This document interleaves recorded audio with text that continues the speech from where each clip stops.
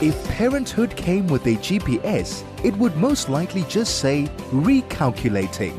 Join Yolandi Becker and her guest experts Wednesdays at 11 a.m. for Bump and Beyond, the show about pregnancy and babies. 101.9 megahertz of life.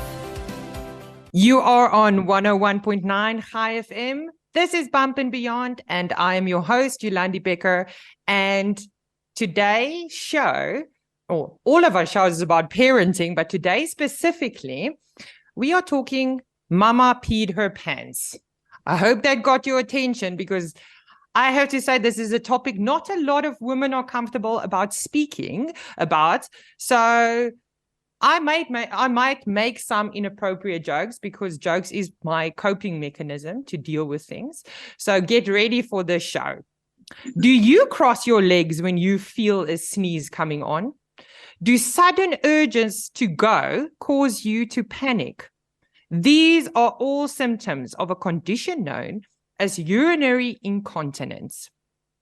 It's estimated that about half of adult women experience urinary incontinence. Yet, of those who live with symptoms, less than half seek care. The common reasons for delaying the treatment vary from embarrassment, like I said, not a topic we like talking about, yet it is obviously relevant and it needs to be spoken about. Others don't seek treatment for fear of surgery, or just lack of awareness about non-surgical treatment options. And that's what the show is about today. Later in the show, I'm going to be joined by Sandra Rodrigues, who is a single mom of one, and she's going to share her journey and experience of incontinence and some really interesting and well worth knowing about non-surgical treatment options. So I'm looking forward to that conversation, because urinary incontinence after childbirth is very common. 1 in 3 women who have had a baby may experience leakage at some point. Some new mothers may leak urine when they laugh, they sneeze, they cough, or they exercise. And this is known as stress incontinence. So some kind of action like sneezing, or jumping on a trampoline causes you to pee a little bit in your pants. And it's embarrassing. We all know that it's embarrassing, but there are ways to better the situation. So I'm very much looking forward to the conversation. And I, like always, want you to chat with us. So the question for today is, do you have symptoms of stress incontinence? And is there something that you have tried that worked, or something that you have tried, because we have all tried things that didn't even make any kind of difference? They tell you to do something and it doesn't make a difference. Share your voice notes with us on Telegram on 061 895 1019. Or you can even phone in. That would be great to chat with you on 010 140 3020, or SMS us on 34519. SMSs are charged at R1.50 per SMS. You can also email us at email Craig at instudio@highfm.com. We would love to chat with you. The question again, do you have symptoms of stress incontinence? And is there something that you've tried that has worked or that did not work? Again, stress incontinence is more prevalent actually in women. Why? Because we have certain health events that happens with us that don't happen with men. Things like pregnancy and childbirth and menopause that may cause urinary tract and surrounding muscles or affect them. So, looking forward to the chat later. Stay tuned. This is Bump and Beyond with Yolandi Becker, the show about pregnancy and babies. 101.9 megahertz of life. You're on 101.9 High FM, and this is Bump and Beyond, and I'm Yolandi Becker hosting you. I've asked a question, do you have symptoms of stress incontinence? Is there something that you've tried that have worked or did not work? please send us your Telegram or voice notes on Telegram on 061 895 1019 or phone in. That would be great to chat with you on 010 140 3020. And let's get this conversation started. You are actually more likely to develop stress incontinence after birth. If you, for instance, had already during or before even being pregnant or while being pregnant had bladder or bowel problems, even before pregnancy, or you had bladder problems during pregnancy. If you're having your first baby, it could add to the likelihood of you having stress incontinence. Or if your baby is big, so maybe that says a lot about me. Or you've had a long labor, especially a long second stage of your labor. Or you had a difficult delivery where you needed like stitches or you had tearing, you had to have a vacuum cup to get your baby out. Those things add to the likelihood of stress incontinence. So, and let's be honest, all these things are pretty much out of our control. So we don't on purpose sneeze and want to pee. That's the reality of the situation. But we need to find ways to make it better for ourselves. So let's listen to some of your voice notes and what you had to say. Hello, so this is Raylene. I am in my early 40s and I have been struggling with incontinence since I have had my children, which was approximately 12 years ago. It's very hard because, of course, every time you sneeze or laugh at something, you have to kind of hold it in. Sometimes you're not so lucky to do so. So the things I've tried is not much, but of course the Kegel exercises I do try every now and then, but again it gets a bit boring to do them. So I can't say I've tried much. I've just really lived with it up to now. And just dealt with having to potentially change underwear every now and then. My name is Angelique, and I want to tell you a little secret. Every now and then, controlling my bladder will get the best of me. After I turned 40, I was not able to do the things like I wanted to do it. I was not able to jump on the trampoline with my daughter, or even do jumping jacks at the gym, because I might have a small accident and wee a little bit in my underwear. I've come to realize that the best thing to do to avoid this is to use the bathroom quite often during the course of the day, especially if you consume a lot of liquids. And also not to do extreme activities like jumping on the trampoline late in the afternoon. Another little small tip is to do pelvic floor exercises. This will also help to improve your pelvic muscles and to strengthen that muscle. Thank you. This is Bump and Beyond with Yolandi Becker, the show about pregnancy and babies. 101.9 megahertz of life. You're on 101.9 Chai FM. This is Bump and Beyond. If you've just joined us, I am Yolandi Becker. And today we're talking stress incontinence. Mama peed her pants. That's what we're talking about. And we need to fix it. Even though stress incontinence is more likely when you've had vaginal birth, women who have a cesarean can also develop bladder problems. Having a cesarean can reduce the risk of severe incontinence from 10% to 5%. So you increase your chances by 5%. Because as I mentioned earlier, it's not just about the actual birth part that can affect the muscles. It is actually the stress of carrying the baby that can cause the muscles, and we're going to talk a lot more about this, but the muscles to actually weaken, and that's what adds to it. So that's even why if you have a cesarean, it can still affect you. But after the third cesarean, women are just as likely to develop bladder problems as women who gave birth vaginally.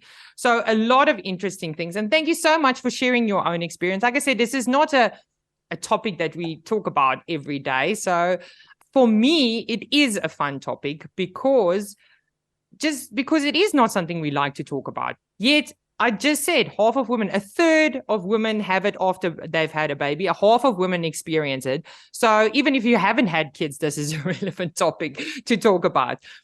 My own experience, I have to say, is that embarrassing things like my kids love to go to bounce.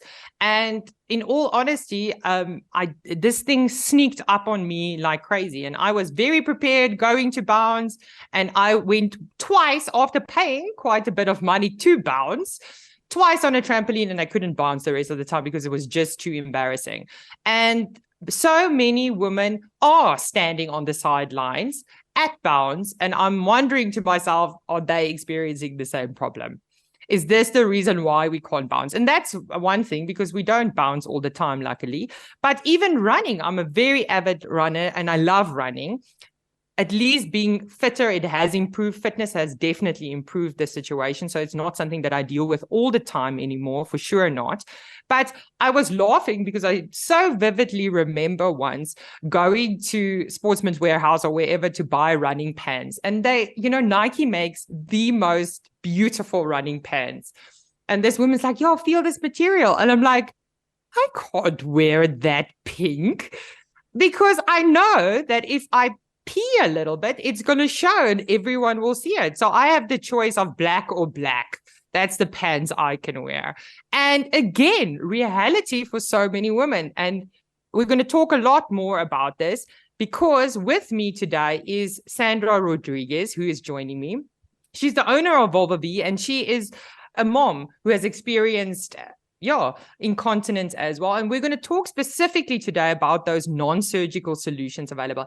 Hello, Sandra. Thank you for joining me. Hello, Yolandi. How are you? Thank you for having me.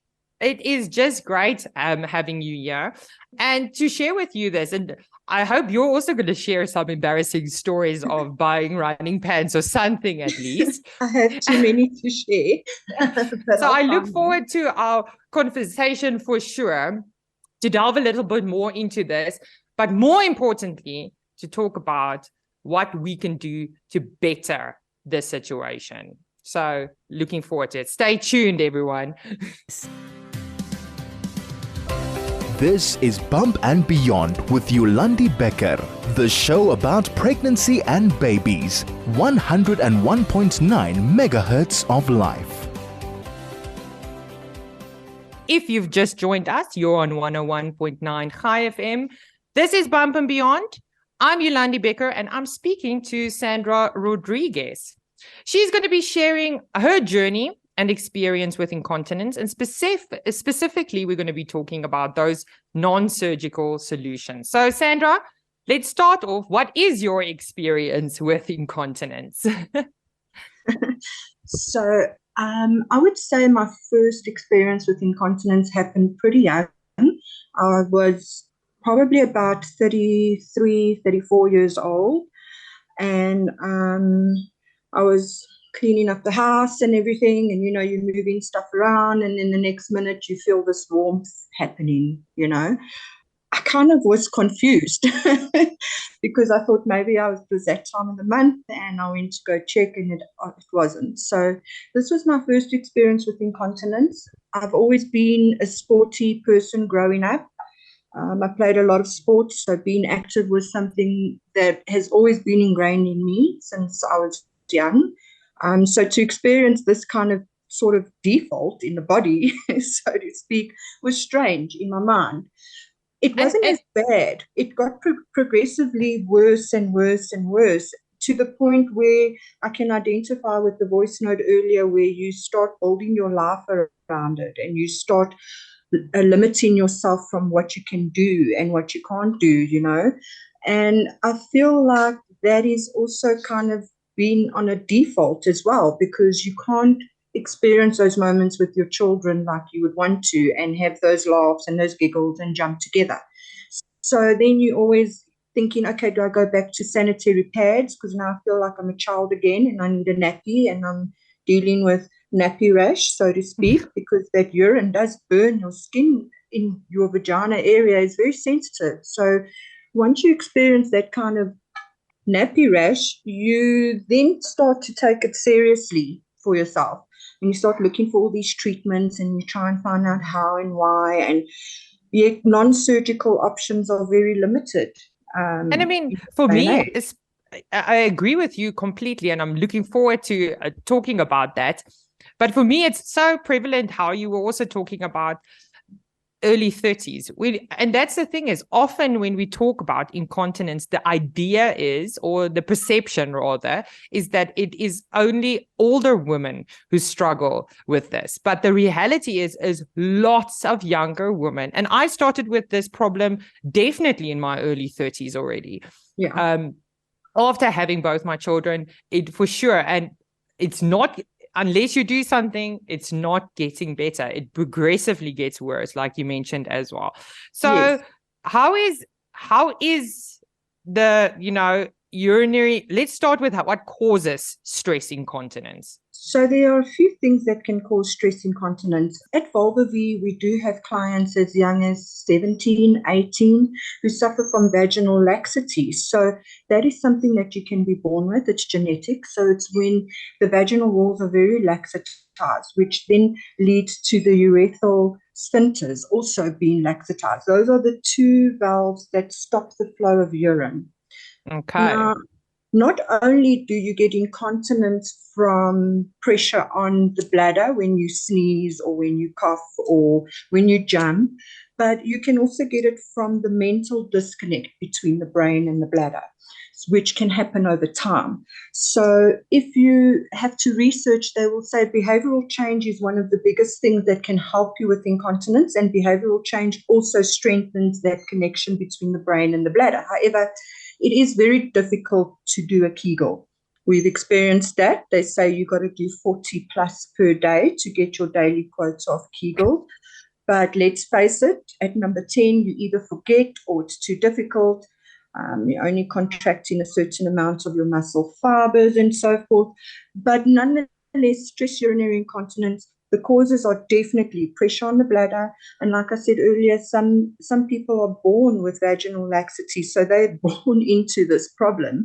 And then also you get childbirth as well.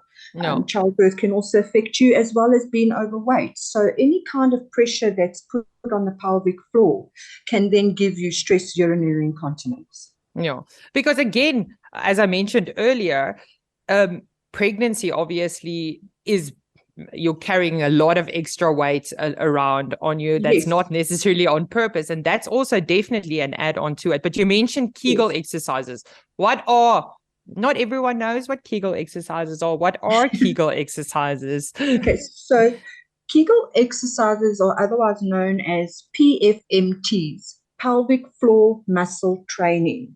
So pelvic floor muscle training is when you relax and you tighten the muscles that control urine flow. So when you hold the pee.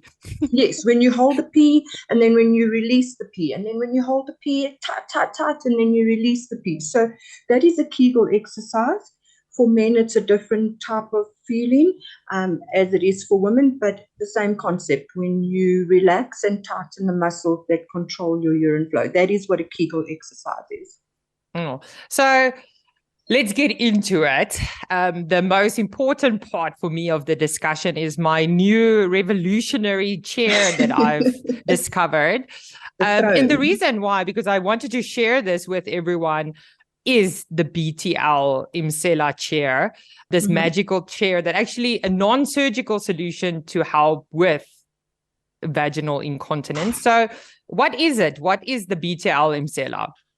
So the BTL Imsela chair is also known as the Kegel throne. So it is... I like that a lot more, Kegel throne. It just sounds like it's more important. Well, it is important because the results that it can offer women and the life-changing benefits that even men and women can obtain from this really is something that is unsurpassed. You can't really put a price to this because you then start to enjoy those moments on the trampoline and in the pool and wherever you want to go.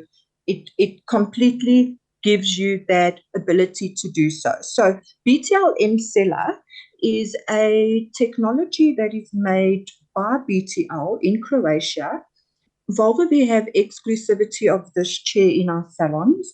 So it engages the muscles using a technology called HiFem. So this is a novel, high-intensity focused electromagnetic technology.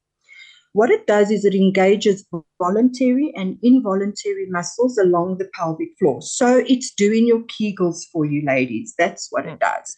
It's about 11,000 in 28 12,000. minutes. Oh, 12,000, my apology. Kegels in 28 minutes. But not only do you get the benefit of the 12,000 Kegels, but you're getting them at 100% muscle fibers activity. So what that means is I take that, the BTL chair takes that pelvic floor and it contracts those muscle fibers by 100%. So it takes the voluntary and involuntary muscles and engages them. But the best part about this, which is the cherry on top, is the neurological benefits that you get from the Emceller chair. So what happens is you sit on the chair.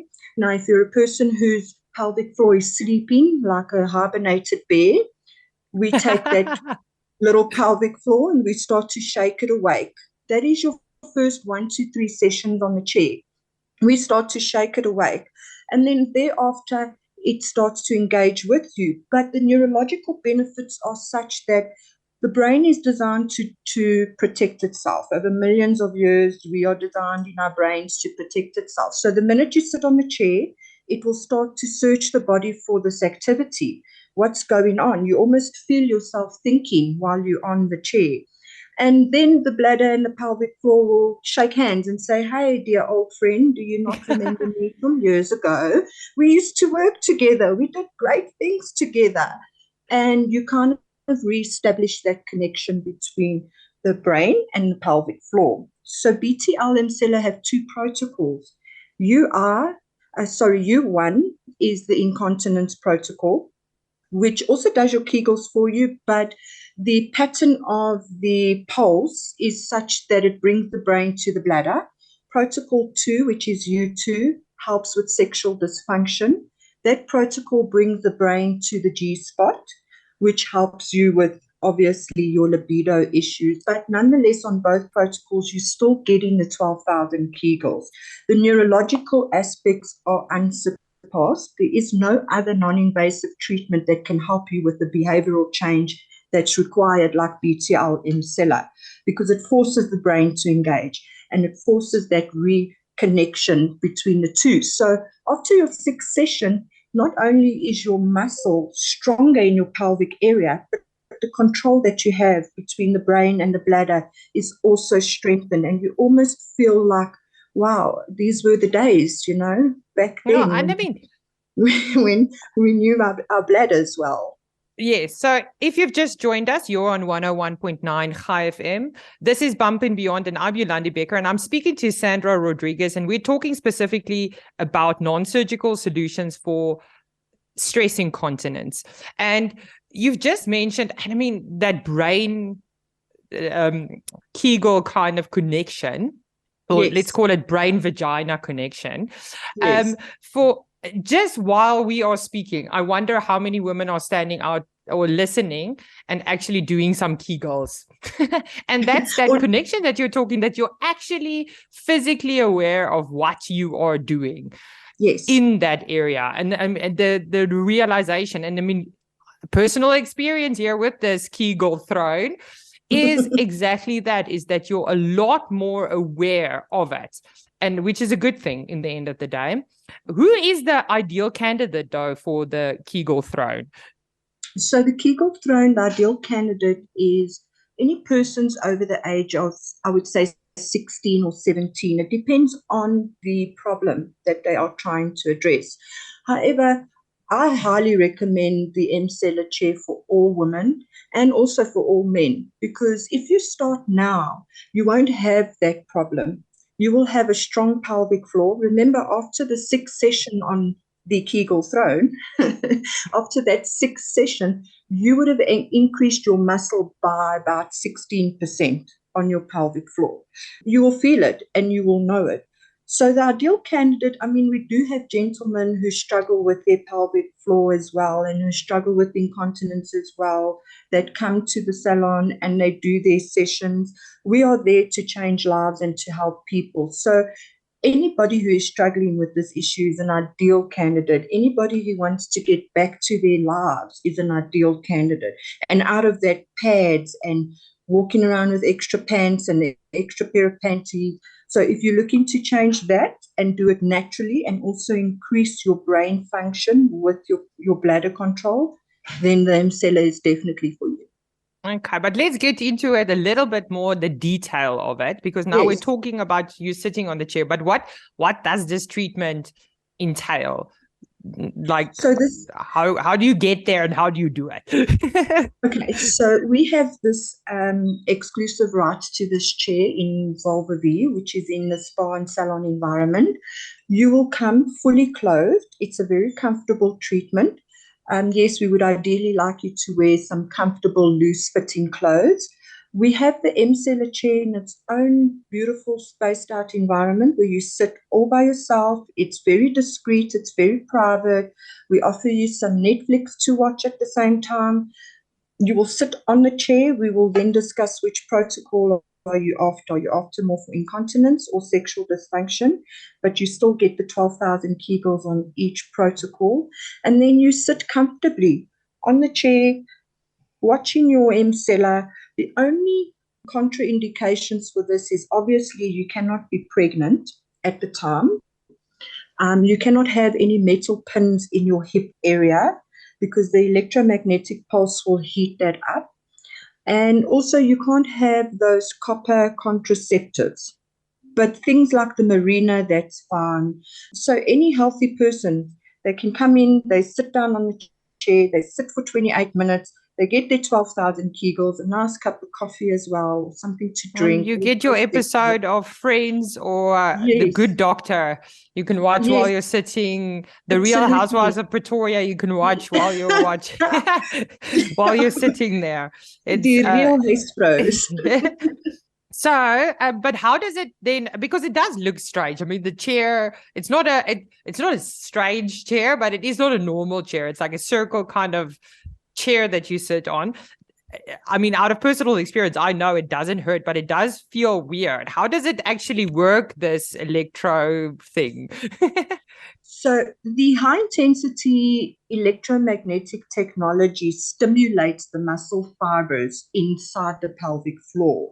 So it doesn't work on soft tissue. So it won't stimulate any soft tissue. It's only designed to work on the muscles. So as you sit in it, it performs those Kegels for you. So while you are sitting, your pelvic floor is going to contract 12,000 times at 100% contraction. That's how the chair is designed.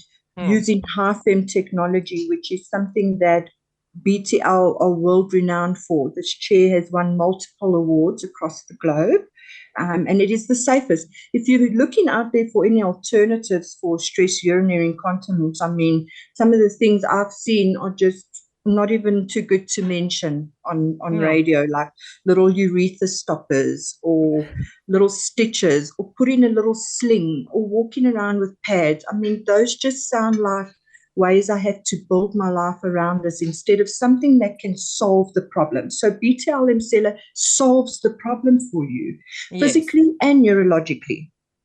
And you mentioned earlier that a session is 28 minutes long. Yes. How regular should you be going? Because you said also it's 6 sessions that you ideally have to go for initially. How quickly can you do the 6 sessions? Well, it typically can. You can typically do 2 sessions in one go. So you can sit for an hour if you like. It depends on your time constraint as well. But there's no limit to the amount of Kegels you can do. You can come twice a week if you like. You can come every week if you like. We do recommend the 6 treatment sessions so we can bring your pelvic floor back to where it needs to be. And then you've got to maintain that. So you'll see that once you sit on the chair, typically you'll see those results will continue to improve over the next few weeks. But the best results are seen 2 to 4 weeks after the 6th session that you've had. Then you really start to feel the results. But it is important to maintain the pelvic floor and to continue with your Kegel exercises. I would recommend it, also depending on the severity of the issue, the age of the person, but typically I would recommend at least 2 to 3 M-Seller sessions a month once you've done your 6, but we don't limit you. Like Yolanda, you come twice a week, so we see you there twice a week. You can come twice a week, you can come 3 times a week. It's all up to you. As long as we can get you to that 6 sessions, then we know, okay, your pelvic floor is back to where it is. But it is definitely a maintenance treatment. And I mean, that's also, I mean, it's for me amazing to think that in 3 weeks' time, basically, 2 sessions a week, it's improved significantly for me personally as well. So it's well worth doing it. Out of personal experience, I can say it's fun, or it's not. You sit there. I don't know if it's not my kind of fun necessarily, but it's not a boring experience. You're sitting there watching Netflix. Yeah. Yeah. How is the recovery? You've already mentioned it's not really a recovery time afterwards, I feel as well. And you just mentioned that. Give us some of the results that people have mentioned to you before. So we've had a few results with a gentleman who struggled with keeping his erectile throughout the session. He's experienced some significant results as well in maintaining his erection during his intimate time with his wife. We have another lady who's obviously a much elderly lady who couldn't even pick up her granddaughter, didn't want to go to church. She's been now for 7 sessions and she is just as happy as a person can be. She picks up her granddaughter now. She can go to church. So the results that we've seen from M-Seller are truly amazing. This is why we will never change the technology that we use. Yes, it is a more expensive technology, but it is well worth it. Great. Thank you so much, Sandra. Thank you. Thank you so much, Yolandi. This is Bump and Beyond with Yolandi Becker, the show about pregnancy and babies. 101.9 megahertz of life. If you've just joined me, I'm Yolandi Becker. This is 101.9 Chai FM, and this is Bump and Beyond. I've been speaking to Sandra Rodrigues, and we've been talking about non-surgical solutions, specifically the M-Seller BTL chair. And it's been really great chatting with you, Sandra. I think everyone has learned a little bit more about the connection that is needed between the brain and the bladder specifically, and some alternatives in the end of the day. This is not something that is weird or uncommon. It's a very relevant thing for all of us. I said earlier, half of women, 1/3 of women after giving birth are struggling with this issue. So we need to talk about it and need to know there are options available that is non-surgical, which is great. So I thank you so much for joining me today. Just before you go, I would like for you just to share where can people reach you? So Vulva V, we are situated in Pretoria East. We are at Dip in die Berg restaurant, but you can also find us on our socials at Vulva V Group, and then on Facebook, on Instagram, we're also on TikTok. Our website is www.vulvav.co.za. Great. Thank you so much, Sandra. It's been lovely chatting with you. You have a lovely day. Keep the Kegels strong. I will. Thank you so much, and I'll see you soon. See you soon. Bye. If you just joined us, I've asked the question earlier, do you have symptoms of stress incontinence? Is there something that you have tried that worked or did not work? You can send us a voice note on Telegram, 061 895 1019. You can SMS us on 34519. SMSs are charged at R1.50 per SMS. Or if you want to chat with me, that would even be better. Phone in on 010-140-3020. Because we would love to hear what you have to say. So let's listen to one final voice note. Hi, this is Anonymous. I've noticed that as I've gotten older and after having children, my bladder is not as strong as it used to be, like in my 20s. I noticed that sometimes I would not even make it to the bathroom and I would pee in my pants. Or if I jumped on the trampoline or went running, this would also happen occasionally, which is embarrassing to say the least. Even though I know a healthy diet, staying hydrated, exercise are all good for my body, the one thing that has helped me is to do my Kegel exercises whenever I remember or think of it during the day. So whenever I have a thought, I try and do it for as long as I can. Is there anything else that I should be doing or know about that could perhaps help this issue? This is Bump and Beyond with Yolandi Becker, the show about pregnancy and babies. 101.9 megahertz of life. This is 101.9 Chai FM. I'm Yolandi Becker. You're on Bump and Beyond. And today we're talking stress incontinence. Thank you so much for all your voice notes. In the end, the causes of urinary incontinence or stress incontinence include, and my guest earlier, Sandra, mentioned some of it, being overweight. It puts pressure on your bladder, which can weaken the muscles over time. Obviously, while you're pregnant, you are naturally carrying a little bit of extra weight, which obviously can make this a lot worse, and something in the end of the day, not that you're not doing on purpose. Other things that can add to it is constipation. So if you have problems with bladder control, if you've got long-term constipation, it can affect your bladder control. Nerve damage.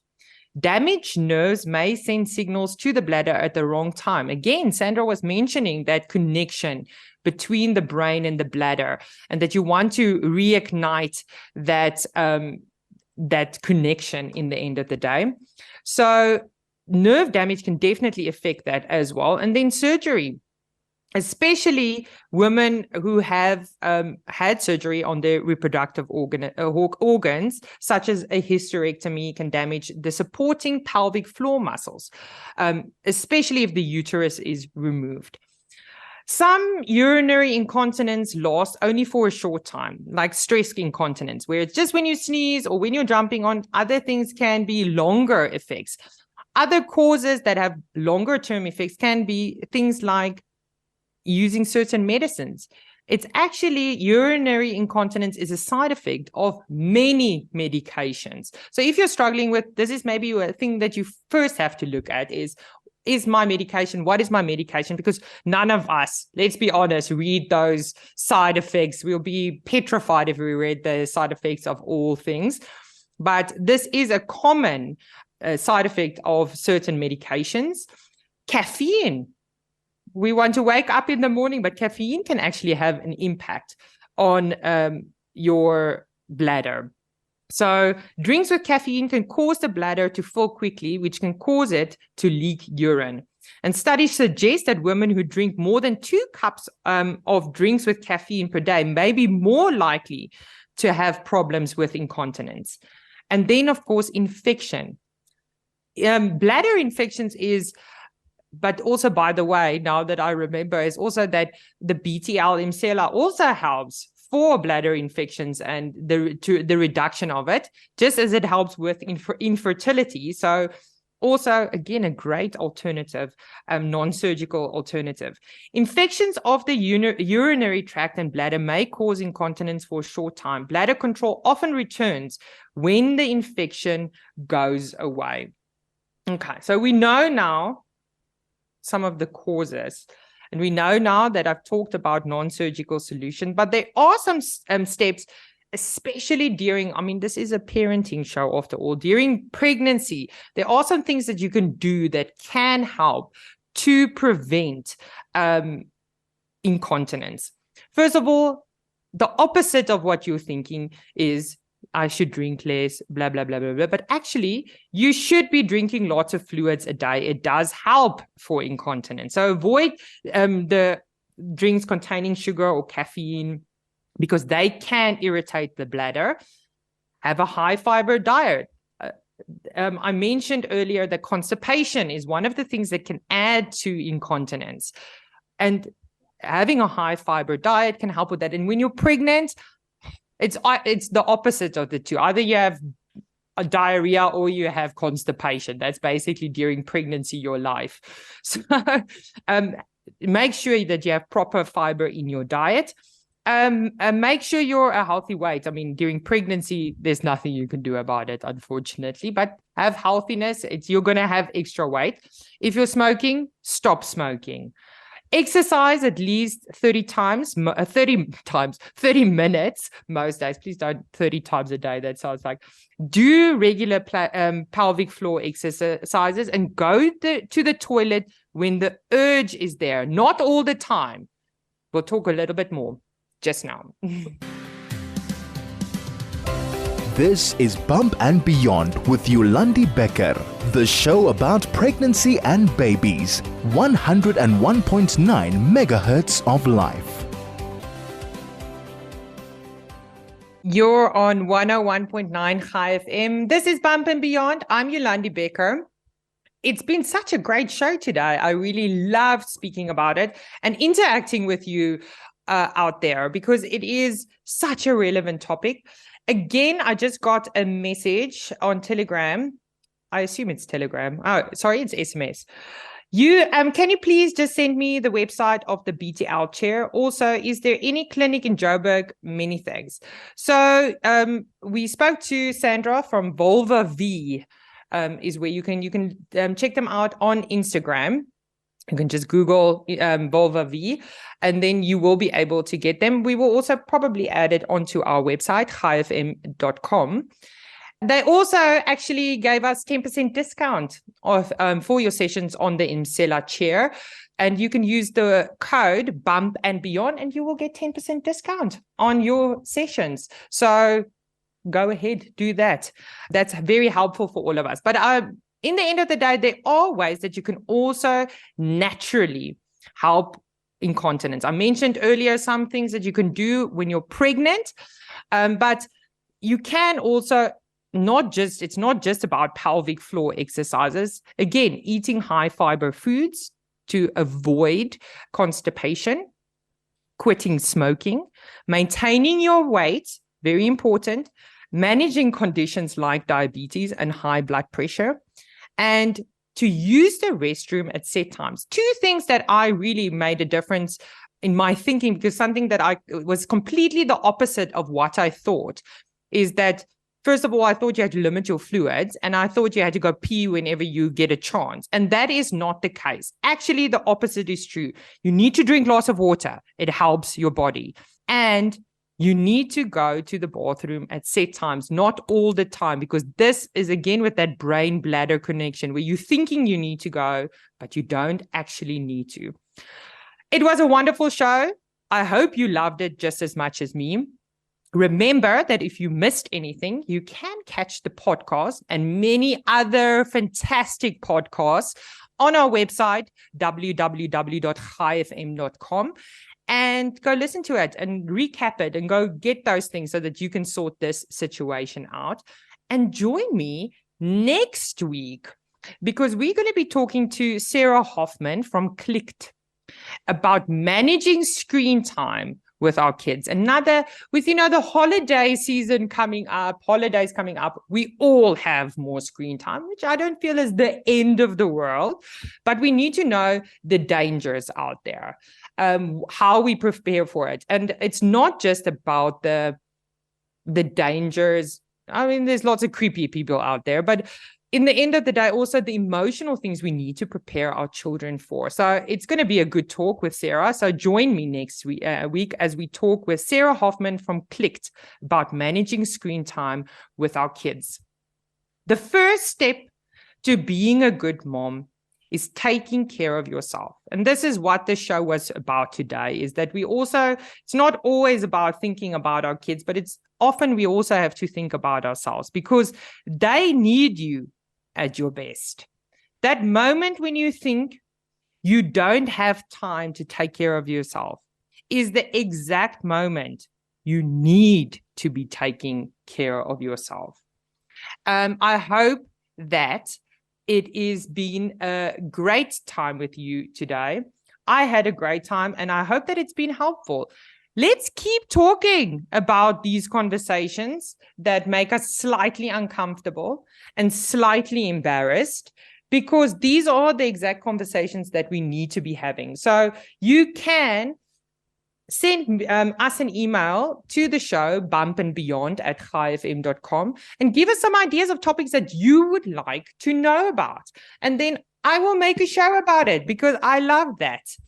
It's been a pleasure. None of us know the best combination of things to do for our children. More often than not, as parents, we just close our eyes and hope for the best. Some might call this faith. Until next time, enjoy your day.